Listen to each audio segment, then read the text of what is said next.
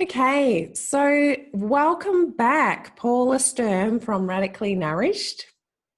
Paula is going to talk with us today about the foods of our power energy system. Now, this is one that I find, and I'm sure Paula will agree, is really often a problem area for many people in the Western world. So this is the energy that is all about self-confidence, self-esteem, feeling empowered in your life, feeling in control, being able to make decisions, and take action. It's really I often say to people, it's where you get up and go from. And if this system of energy is out of balance, then that's going to be a problem. And on the other hand as well, a lot of people in our modern world have a massive overactivity in this center, that they are constantly on the go and then can't balance that out and turn off and slow down and really re-energize and re-nourish themselves as they need to. So this system is really very important, and it's also, when we're talking about the physical body, is the system that is very much influencing a major portion of our digestive system. So some of the big organs, including the stomach, the small intestine, liver, gallbladder, the pancreas, are all involved with this system of energy. So it's really important one for us to keep a check on. And that word balance as well is really a big part of this system too. So it's really about being able to balance all the different aspects of our lives, being able to feel like we've got balance within our person, ourself as well. So very, very important system, as they all are. But I'm really delighted to have Paula back. Paula is a dietitian and a functional medicine nutritionist and works out of California in the USA.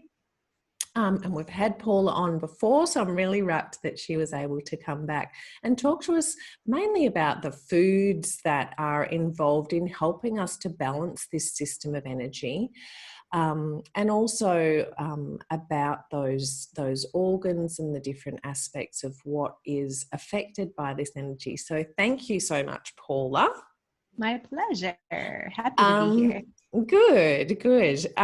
So maybe if we start with an area that I think is a massive problem, and that is sugar and carbohydrates in general. But sugar, I guess more and more people are becoming aware that sugar is a big problem, and we really do have a sugar addiction. I guess how would you approach that when you find that a client or a patient of yours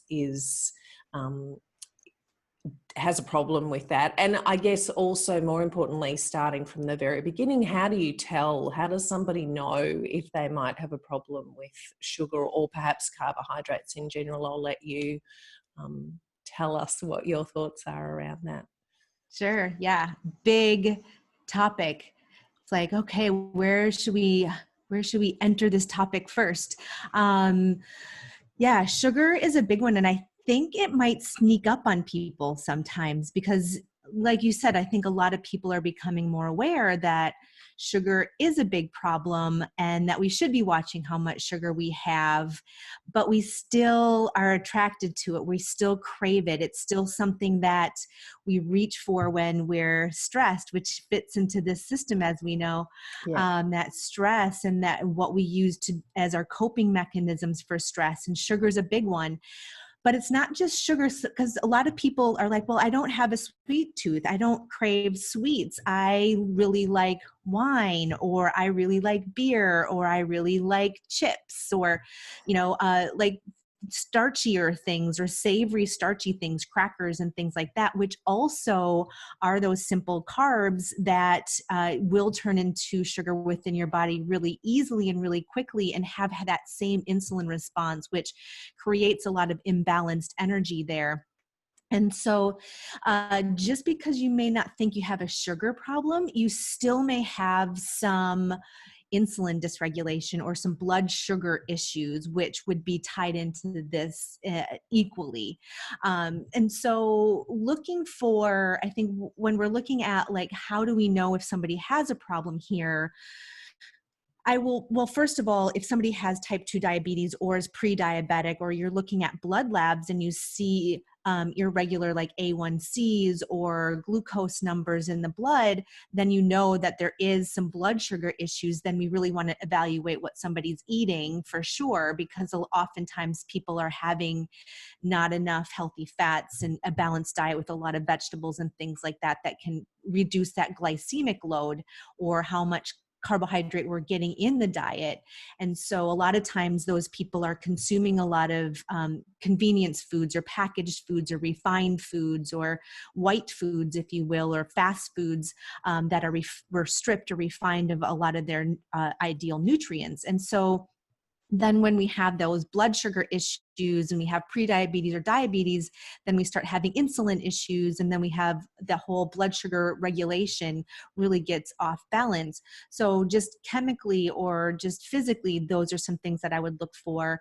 But even as somebody would come to see me and they have cravings just in general, because we generally don't crave things that are healthy, unfortunately.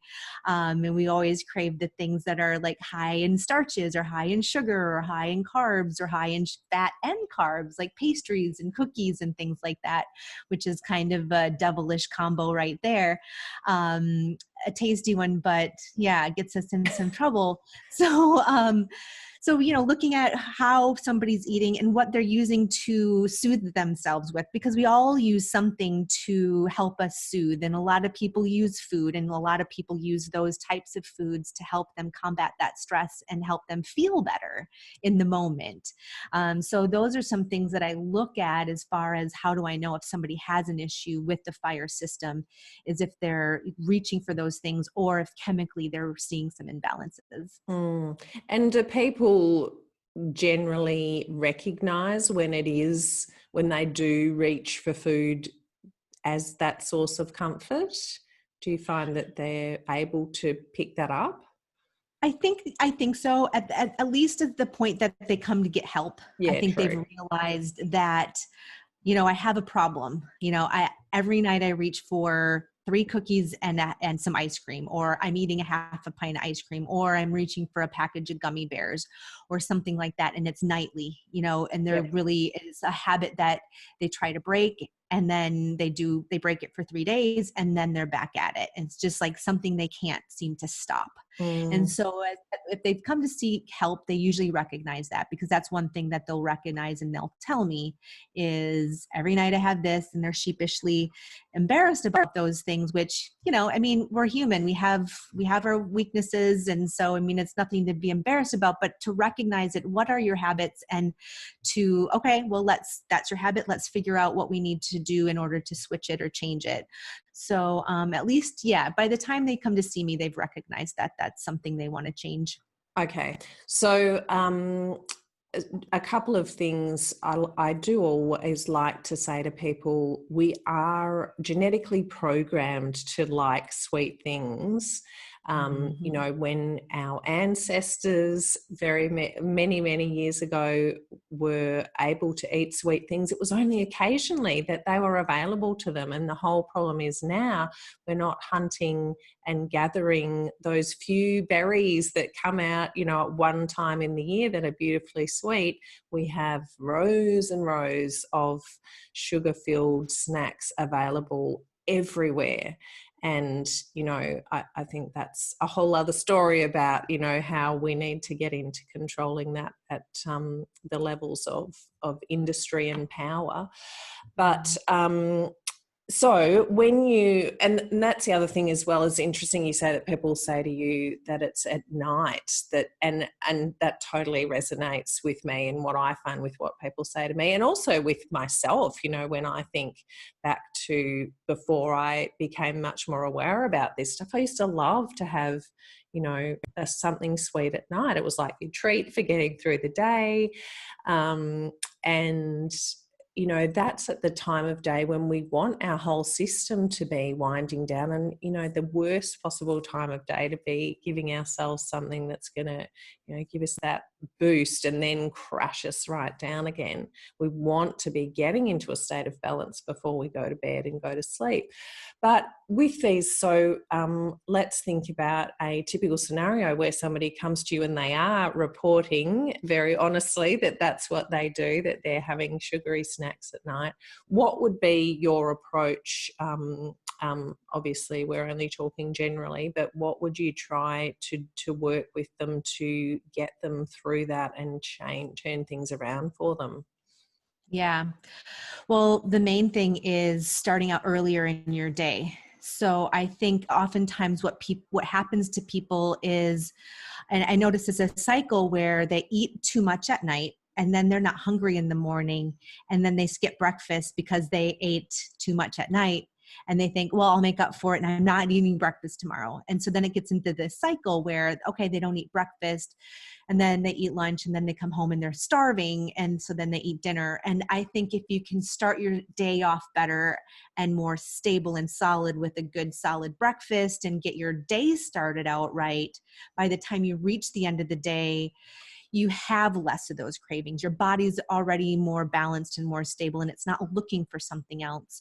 So I think making sure that to curb the cravings at night, you need to start out in the morning, having breakfast and having a good solid breakfast, making sure you're getting the proper nutrients. Your body will likely crave some things, but it's not going to give you the signals that it needs to crave greens or a salad because it's looking for the minerals and all the phytonutrients in a pretty salad. It's not going to do that. It's just going to say, I'm craving something, even though I need all those nutrients, I'm not going to make you crave those things. And so even though our body's saying, hey, we need these things, we crave sugar and all those other things. Unfortunately, it just is a really bad communicator that way.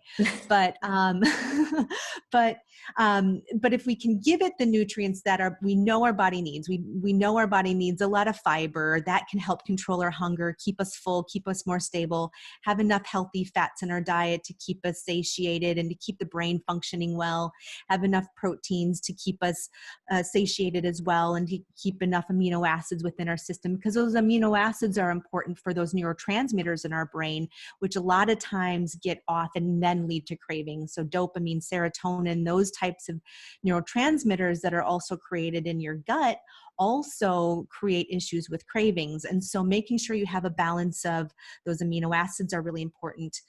And then so that fiber, healthy fats, protein, lots of color, getting all of those nutrients in throughout the day.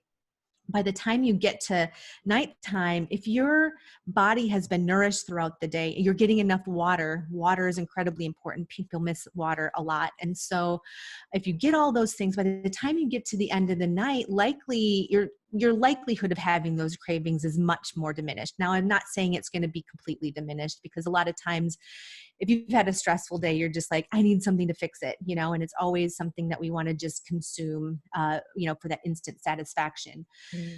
But if you can also, like at night, if you can take a break between work and before you eat dinner and just take a few moments to do some meditation or do some breathing to calm and recenter yourself and get yourself out of that, break that cycle of go, go, go, go, go from the rest of your day where you've been really stressed. And if you can break that and calm yourself back down again, you can kind of unplug those circuits that are going to lead you to look for something that's going to satisfy you instantly.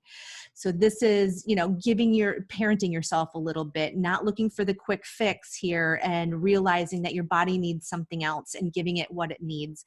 And I think we have to do that parenting. We have to almost stop ourselves in the moment and say, is this the best thing for me right now? Mm-hmm. No, you need to go take a nap, or you need to go sit down and take a couple deep breaths.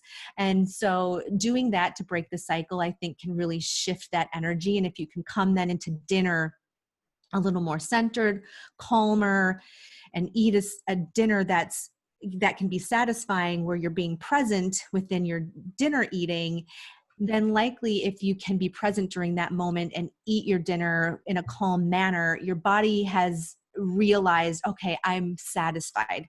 Dinner was good. You sat here, you ate, you paid attention, and we got a lot from that. It was nourishing on a lot of levels. From maybe you're having dinner with your family, and that was nourishing socially. The food was nourishing. You ate from a place of being present. That's nourishing. And then I think that can also stop that habit of craving. And then oftentimes those cravings that happen at night are a habit. So our mind likes to create neural pathways, likes to create those little habit strings where I sit down in my favorite spot on the chair with my blanket. I have my TV show on. Oh my gosh, where's my chocolate? I need chocolate right now. Even though you have zero desire for it before you sat down and did everything you normally do every night, because you created that habit of sitting there and having chocolate frequently, that's what your brain expects. And so it's like, well, we're not satisfied until we have chocolate, the blanket, the couch, and the TV.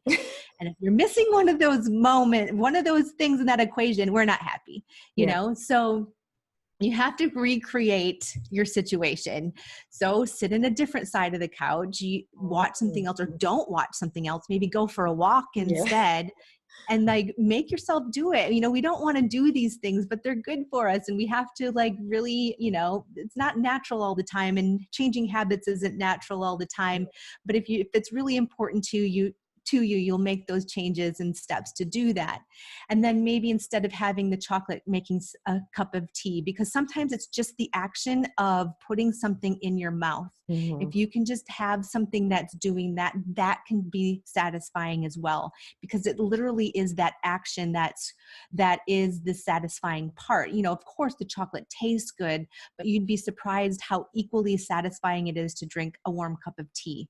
And you can pass the craving moment. Those cravings usually are really short too, like 10 to 15 minutes. And by the time you have the thought and just allow it to just pass through, you actually don't want it anymore. And it's funny how that happens. But if you can allow yourself to do that and just change your structure of your evening a little bit, you can break that habit. So those are some of the things that I usually recommend. Yeah, great tip. I love licorice or fennel tea too, if you want something sweet, but you know, it's just a gorgeous herbal tea. That's a really great alternative for that. And you mentioned amino acids and the chemicals in the digestive system. I think that's, I remember you mentioning something about what's going on, the messaging in the gut. And I did also want to mention the gut microbiome, because I know that plays a big part in cravings, especially for sweet things, that we get an overgrowth of the bacteria that multiply when we give them sweet things, and they send the messages to the brain that we want something sweet. So is that something that you deal with a lot as well? Yeah, absolutely. So I deal with a lot of gut issues. I love working with people that have gut issues, and it seems like a lot of people do. And yeah, so those things like candida and different bacteria, they love sugar. And so they can instantly send those little signals in your gut, say, hey, we're hungry. And those nerves are going to go right up to your brain and say, oh, well, we need sugar. It's almost like it's not even your body that's giving you the message. It's some other little foreigner in there just giving you some messages to go eat because they're hungry.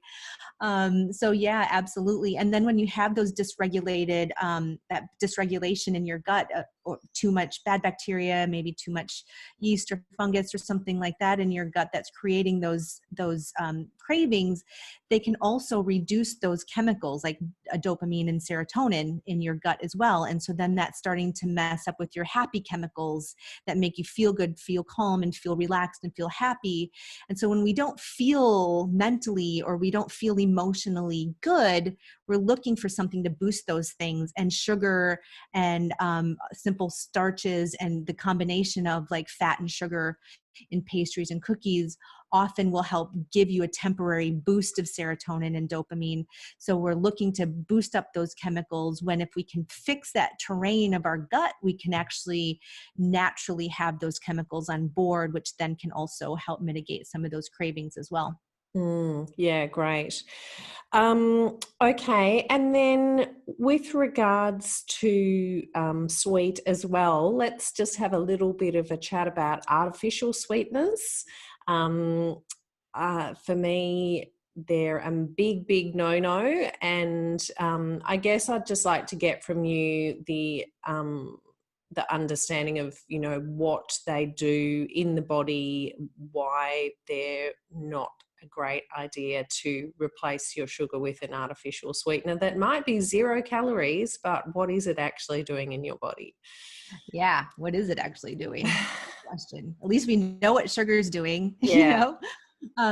So I don't have a lot of absolutes in food because everybody needs something different. My absolutes are no artificial sweeteners, no trans fats. Those are like absolutes. I will just bend over backwards to make sure nobody's consuming those, period. They don't have any place in our diet whatsoever. They're artificial sweeteners. It's artificial. Our bodies aren't meant to have those things. And I like my food as natural as possible. I want real food. I want to know that it is food. I don't want some chemical. I don't want anything that I can't pronounce. I want to know what it is. And so an artificial something coming into your body, who knows what it's doing? I don't think we even fully know what it's doing. There are some more studies, I think, coming out right now that are saying even people that consume these non-calorie sweeteners still have a higher risk of blood sugar issues, and increases your risk of diabetes, because your body, in my opinion, is expecting something sweet, expecting to do what it does with sugar. It's expecting to digest it the same as sugar. It's expecting to utilize the fuel and it sends out the same hormones. It's sending out insulin to make sure it shunts it into the cells and where it needs to go to utilize energy. And so when it gets that sweet taste on the tongue, all of those things start happening already. Our body's being signaled right away that it needs to create these chemicals and these hormones. And then when it gets an artificial sweetener and there is no calories or sugar or glucose to be put in the cell, it's like, well, I don't know what to do with this. I have no receptors for this. I have no hormones to deal with this. So we're going to put it here. So we've created an unnecessary insulin spike, which insulin is our fat storage hormone. We need insulin because it also helps with our muscle growth as well. I mean, it's not like we don't need any insulin. We need our insulin. We just don't want to have unnecessary spikes for no reason. We just want to keep things balance again. So I think it just creates a confusing message within our body, and it just allows this chemical to come in, and then our body has to detoxify that chemical then. So then your liver's put under stress because it has to detoxify it. It can even, create issues within your brain, change your brain chemistry, maybe increase your risk of neurological conditions and things like that. And so I think it would be just better off having the sugar. And I will recommend, if you want something sweet, just have a really unrefined sugar and use that. Have the brownies, add some coconut sugar. Just don't make it every day, make it so it's a treat, but just eat the real thing instead of trying to, I'm going to have all of the sweet brownies every day, but there's 0 calories in them because there's no sugar. But is that equally as good? So that's kind of my stance on it. Yeah, absolutely. Totally agree. And yeah, I mean, that's the thing, like that product, that chemical that your body doesn't know what to do with is ending up somewhere in your body. And that's a massive source of toxicity, in my opinion. So definitely avoid. So some other, I loved how you said the coconut sugar, and I always recommend to people the Rapadura sugar, that really unrefined cane sugar, and then honey, maple syrup. Maple syrup. Yeah. Any other tips that you give to people for if they want a sweet hit?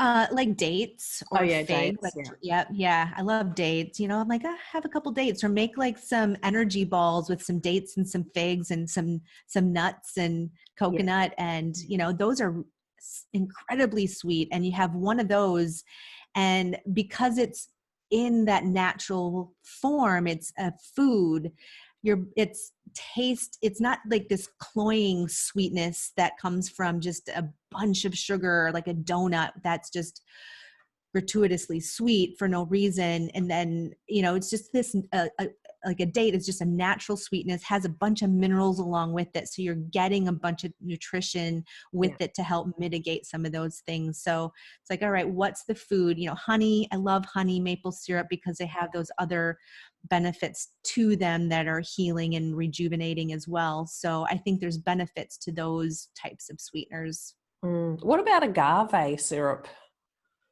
I'm not a fan of agave. Right. Why is that? So agave is very high, it's refined, super refined. So it's basically, a cactus, and it's taking the sweetness out of the cactus, but the refining process to that is incredible. So it's, just from that, it's not a natural product. You don't just take a cactus and squeeze it and get sweetness out of it. It's incredibly refined there, and it's super high in fructose. So it's equivalent to high fructose corn syrup, in my opinion. So yeah, so I don't have any redeeming qualities to agave that I have to. Yeah. Good to know. Okay. A health food. Yeah, that's disguised. Yeah. It's not really healthy at all. Okay. No. Okay. And so if people want to know, like there's a lot of talk and specific diets that really avoid carbs in total, but we need carbs. So what if people are wanting to know, well, what are the carbohydrates that I can have and enjoy and are going to actually nourish me? What would be your top tips for that? Yeah, there's lots of different ones, and there's a lot of different or like vegetables and things that have certain carbs that are prebiotics. So those actually feed the good bacteria in your gut, and that's good. So like root vegetables and like beans and jicama and sweet potatoes, seaweed. There's certain long chain carbs or polysaccharides in those things that actually help feed your good bacteria. And I'm a big fan of getting like veggies first, carbs from your veggies, like potatoes, like root vegetables, sweet potatoes, beets, rutabagas, parsnips, carrots. All of those are incredibly good carbs because you're getting all of the vitamins and minerals and phytonutrients and things from those. And then I like beans especially are good from from the resistant starch or the prebiotics that they have. And then they also have a good amount of fiber that's just really filling and really helps with, moving your digestive system and helping with that movement, keeping you full, keeping you satisfied. They have a lot of protein in them as well. So they provide a lot of good nutrition. And then also I like to gear away more towards the gluten-free, because I'm gluten-free, but I see a lot of people that need to be gluten-free. I think gluten can be a little inflammatory. Not to say that everybody has to be gluten-free, but I just find a lot of people more often than not are. So then I'll gear towards more, I try to make sure that things are in as whole of a form as possible and least refined as possible. So eating quinoa as quinoa or millet as millet, buckwheat as buckwheat, gluten-free, steel cut oats, as least refined as possible. Just so your body has to do some of the work to digest, because every time you process something, so you go from steel cut oats to old fashioned oats to quick oats, there's a process in there that makes them easier and easier to digest. And so then your body has to do less work. I think if you give your body a little extra work, gives it something to do, keeps you fuller longer, keeps you more satiated, things, quick oats would be more of an insulin spike than steel cut oats. And so if you're looking to manage your blood sugar, that would be a better way to go about it.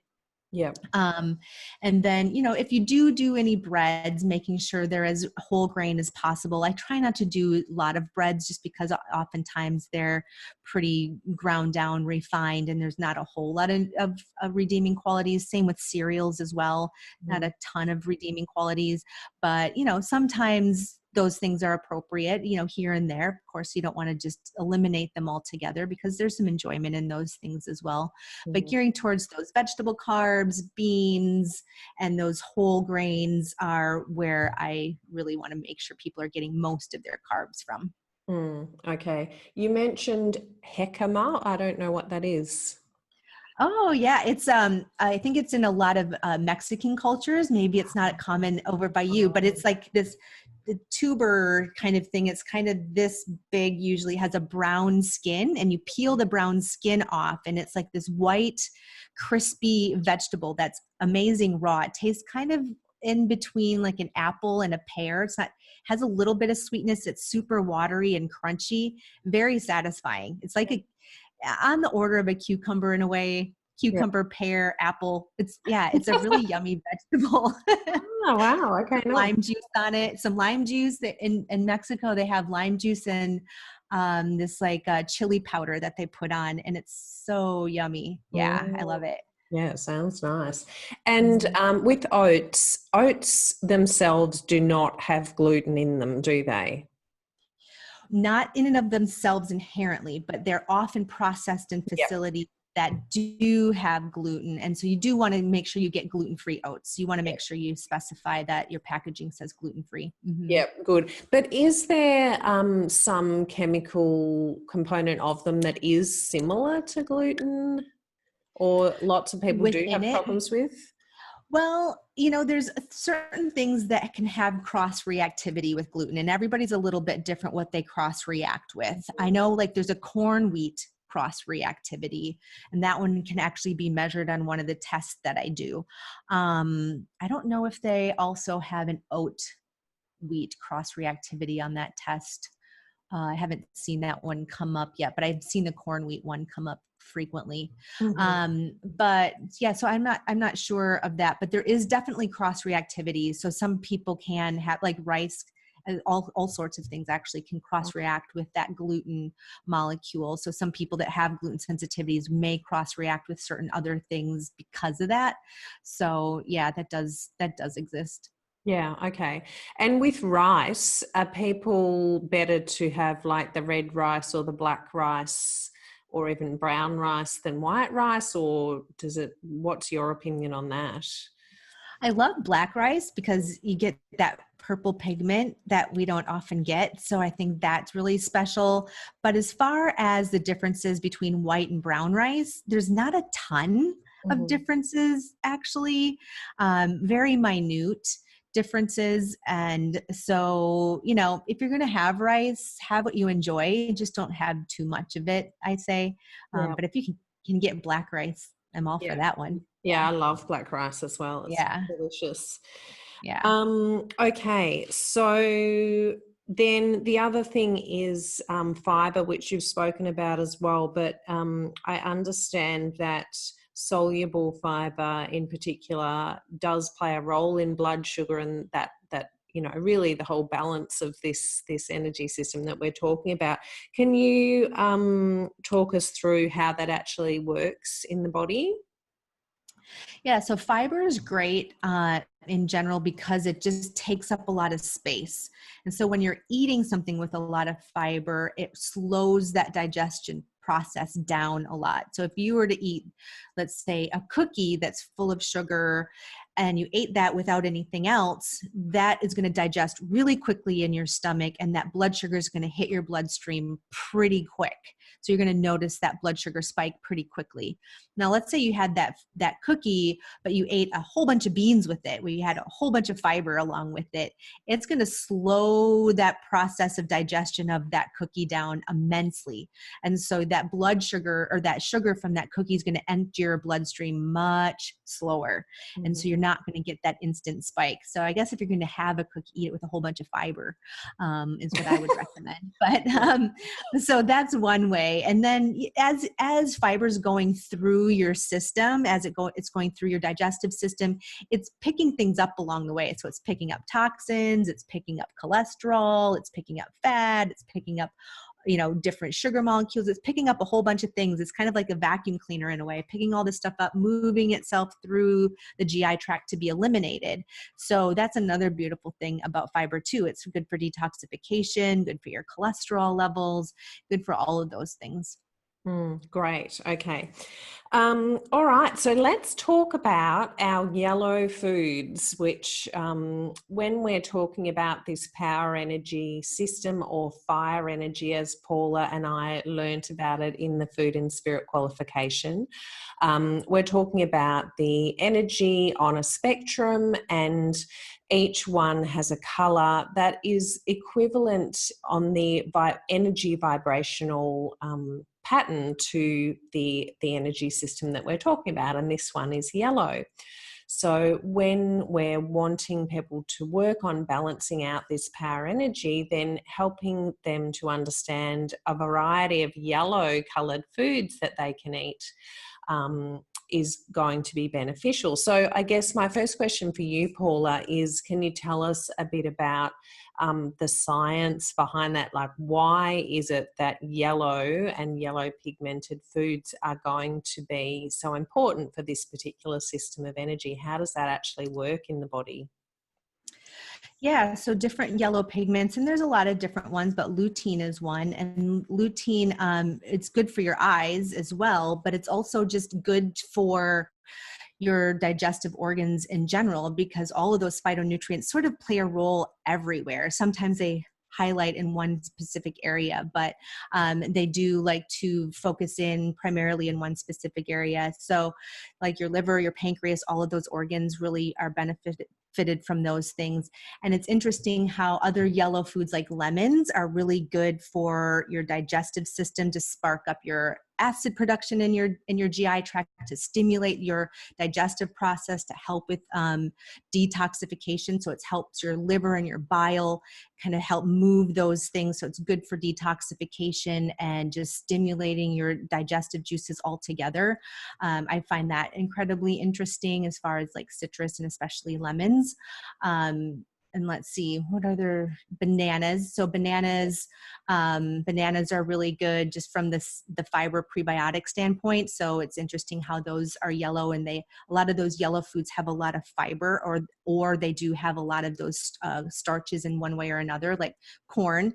Corn is also really a good food if you eat it whole. I like to eat it as a whole vegetable more so if you're going to eat it, because then you benefit from the nutrients, the fiber from it, and from all of those pigments that it has in there, B vitamins and things like that as well.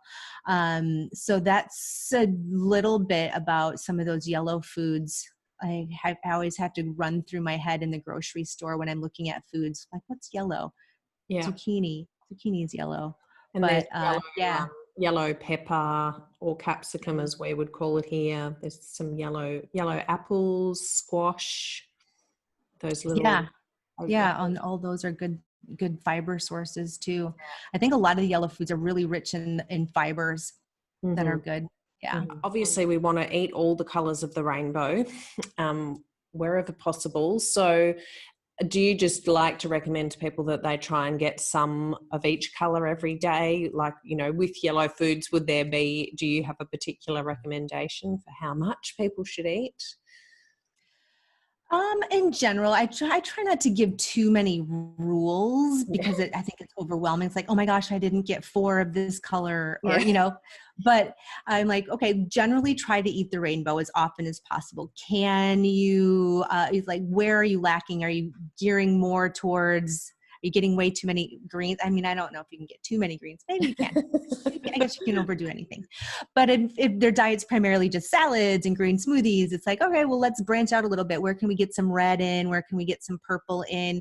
I find that a lot of people can generally get a lot of the colors. I think they miss like 1 or 2. And so it's like, all right, well, where can we get a little bit extra, or maybe geared towards, this color onion or this color pepper, or do you like these sorts of things? So just kind of filling in the blanks a little bit, and then just making sure they're getting half of their plate of veggies at each meal. I think just if you can do that, I think you're winning the game. Yeah. Okay. And then also there's a number of herbs and spices that are particularly recommended for this system of energy. Ginger obviously is one that's, it's yellow in color, and we know that it's good for digestion in general. And turmeric is another one, an anti-inflammatory herb. And then there's a few others that I had written down: chili, paprika, black pepper, cardamom, horseradish, cinnamon, garlic. Is there any that you would add? And the other thing I guess I'm interested in getting from you is an understanding of why those particular other ones, or maybe you don't agree and you've got some different ones, but why they are really good for this system of energy. Mm-hmm. Yeah, I love ginger. I love ginger for digestive issues. It's so amazing. It just is really soothing, but it also stimulates, warms things up. So I think a lot of times when people have digestive issues, they kind of run a little cold. And so the ginger can come in and warm things up and get those digestive juices flowing and get that fire brought back up again, so you can start digesting and moving your food. So I love that about ginger. Turmeric, yeah, it's just super anti-inflammatory in general. And especially if somebody has like inflammatory bowel conditions, it can be really soothing to reduce that fire and reduce that fieriness to keep things under control. So it's nice yin and yang, a nice balance there. I think pepper and those spices that are spicy are really good because they do help bring that fire back up, help with digestion, brings up your metabolism a little bit, and pepper also falls into that too. And pepper and cardamom, or not cardamom, turmeric work really well together as far as absorption goes. Yeah. And then all those warming spices too, like cinnamon and cardamom, all of those sort of warming spices that are really great, like in tea and like a chai or something like that, I think are really good to help warm and bring that digestion up. And then cinnamon is actually really good for blood sugar control as well. So it can help with controlling your blood sugar. I know a lot of people with when you're diabetic or have issues controlling your blood sugar, having more cinnamon in your diet can be helpful. So that's a nice one with cinnamon, pretty tasty as well. What were some of the other ones that you mentioned? Another one was garlic and horseradish. Oh yeah. Yeah. I think equally, garlic, super antimicrobial. So that one can be good for controlling different microbes in your gut and keeping those things in check. And then horseradish, again, spicy, fiery, bringing up that digestive juices and getting that food digested within your system. But so if people have more of a inflammatory, like, overactive kind of digestion, would you be going more with like ginger and maybe turmeric? And I mean, garlic, I think, applies anytime. It's a great herb to use. Yeah. Okay. Yeah. I would agree with that. Okay. Okay. And then also here we do talk about kind of the heat of what we eat, in terms of, do we eat things raw or do we cook them, and how much do we cook them? So can you just give us a quick dietitian's point of view on that? How much raw produce are we better to eat on a daily or weekly basis? Do we need to try and balance that out as well? Because I personally, like, especially when it's winter, I feel like, I don't really feel like a salad. It's cold. I want something warm. So what's the best way to approach that? Yeah. And I think that's smart. And I think that is good to go with the seasons. And I often don't feel like salads in the winter, or smoothies in the winter, either because they're cold. And it makes sense, because if it's cold outside, generally our bodies are a little more sluggish. They're not going to have the fire within it to digest or warm up some of those colder foods, and it doesn't have the digestive oomph or power to get through all of those things, because when they're raw, our body has to do more work in order to digest them. And so especially if somebody has digestive issues, oftentimes it's good for at least a period of time to eat more cooked foods, because some of the digestion has pretty much been done. When you cook it, you break down a lot of those fibers and break down a lot of those cells of those plants. And so your body doesn't have to digest or do so much digestion. So it's more easily assimilated. And I think when you eat something more warm and you're cold, it just helps your metabolism and helps you warm you back up again when you're so cold. So I think it's actually intuitive, and I think it's good to follow that intuition, to eat more warm and cooked foods in the winter and lighter raw foods in the summertime, because then your body's already heated up, and so you need something to cool it off. And so a nice cool salad is actually good to reduce that fire, and a smoothie is good to keep you cool. And so I think just following the seasons in general, I think, is a great idea. But overall, I think having a diet that's both cooked and raw, because you can get benefits from raw food. Like a tomato, it has lycopene that's more available to it while it's cooked. But when it's raw, you have more vitamin C that it's available for you to have. And so eating it both raw and cooked. And then like broccoli, you get the great sulforaphane benefits that are really detoxifying.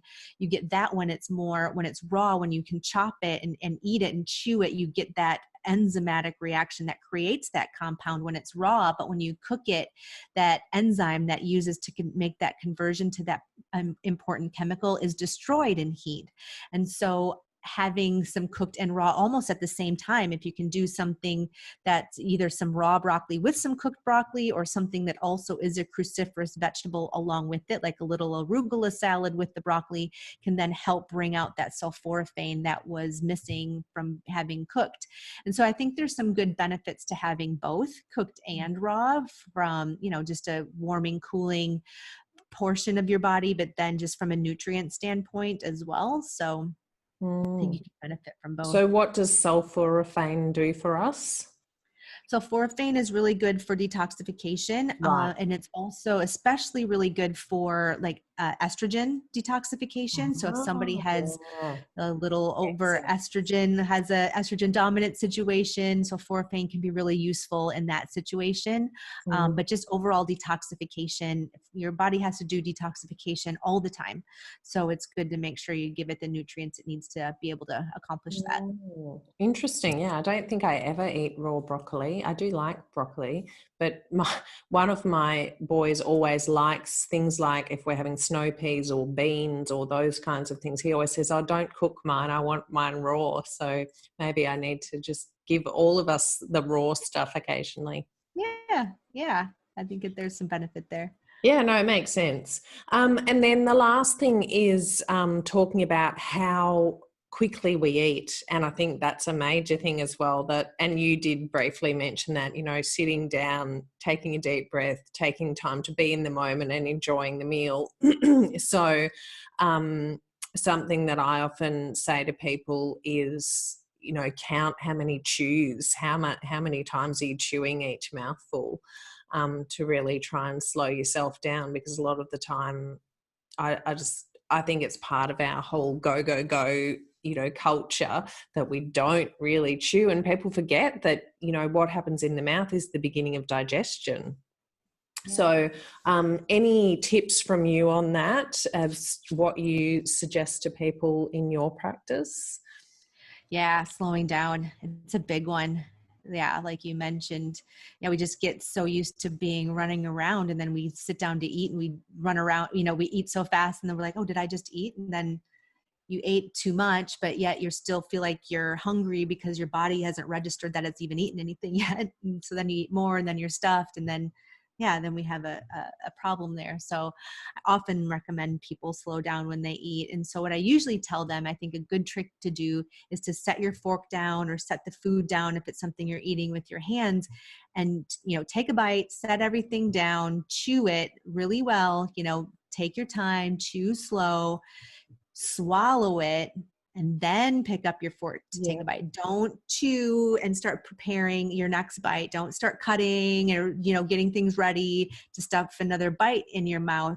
Literally set everything down and don't even attempt to make another bite until everything's swallowed. Then pick everything up, take your next bite, pick it up, then take a bite, set everything down. It will slow you down hugely. And people notice how much more satisfied they feel on less food. They've eaten less, they feel more satisfied. They usually don't feel like, because in that process then you're slowing your body down. The stress response is starting to melt away too, because you're doing it something slow for once probably in the day. And so your body can take a minute to recoup, your adrenal glands can rejuvenate, your stress hormones can settle down a little bit, and then you can get into the moment of, oh, I'm enjoying what I'm eating. Oh, this tastes good. So you can actually pay attention to what you're eating, which is much more satisfying, I think. Yeah, and using all your senses in that enjoyment. Yeah. Now that's a really great tip. So as well as, and in fact, it does get tedious counting how many times you're chewing. So I think that whole action of physically not touching the meal while you're chewing is a really great tip. So thank you so much for that. Yeah, my pleasure. Anything else that I've forgotten to ask you about that you think is really important to mention with this energy system? I can't think of anything. I think we covered it all. That's good. That's good. All right. Well, I know you have got a super busy rest of your day, so I will let you go to get on with that, and really appreciate your time. And so still the best place to refer people to was your website. Is that right? Yeah, radicallynourished.com. Yep. And then I'm also on Facebook as Radically Nourished and Instagram as Radically Nourished. So, yeah.